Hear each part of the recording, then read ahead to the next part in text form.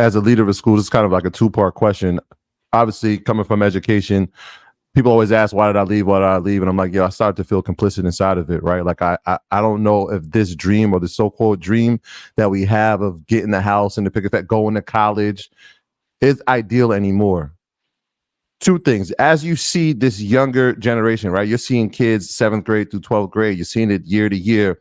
Are you starting to see a mindset shift inside of your young adults, right? I know you guys offer things that the average school doesn't. And what's the mindset from the parents that you're seeing right now, right? Because this is a financial awakening, we like to call it now, where we're starting to see adults starting to learn a little bit more. Kids are learning. What are you seeing from both aspects?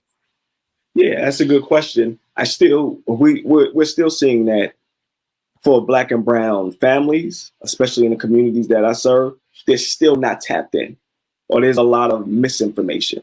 Our families are getting a lot of information off of social media, which isn't great in some circumstances, but there's a lot of misinformation out there.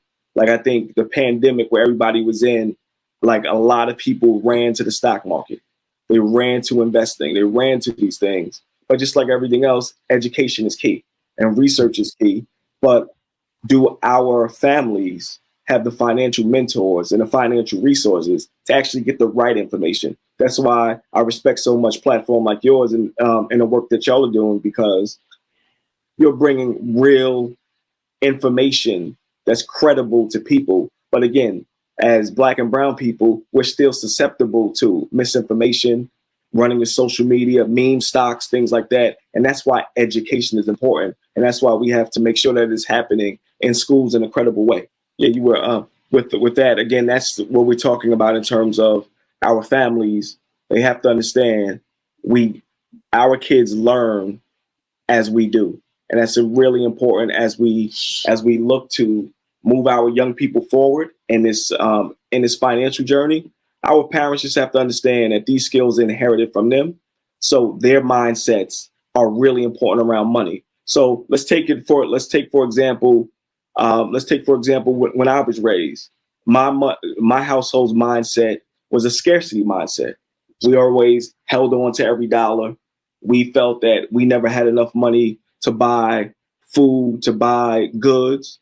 And I adopted that from my mother. And just because we grew up in projects and we didn't have a lot of money. So I looked at money in terms of as a scarce resource.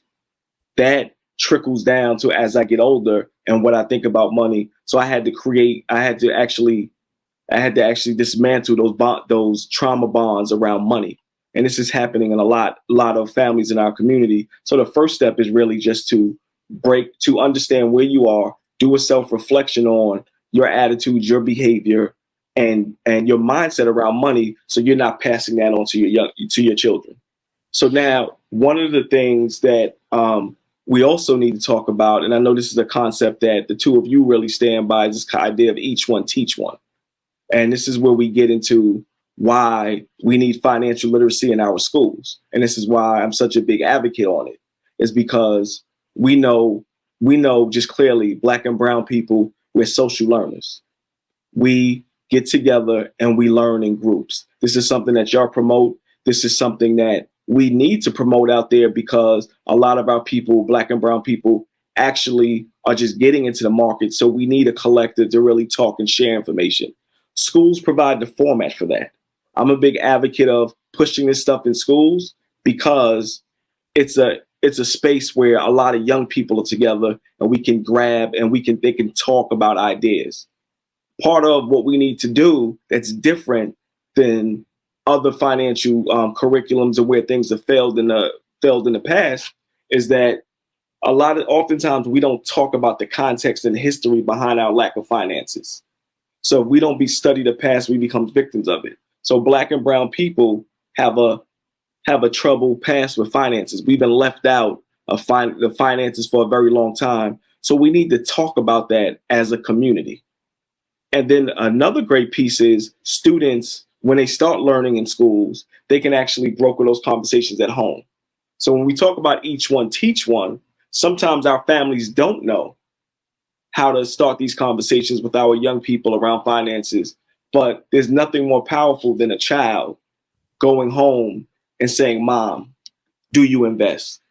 Mom, do you know about compounding interest? Dad, do you know what a mutual fund is? A child can lead the way in a lot of these communities that have been broken for a while. And that's why it's really important for us to bridge this gap by bringing financial literacy in schools. And the last thing that I'll touch on to this point is, if not us, then who? Mm-hmm. If they wanted us to be educated on this stuff, and I'm saying that they, banks, financial institutions, this stuff would have been done already. We can't expect financial organizations to teach us. We have to save us. And that's what you two gentlemen are doing, is being part of saving us. If we're talking about Black and brown communities and getting smarter about finances, you can't wait for outsiders to teach you about money. It's not their responsibility. It's our responsibility. We have to build agency to really start talking about financial literacy and building up our own communities. Again, how long are we going to wait for other people to build up our communities?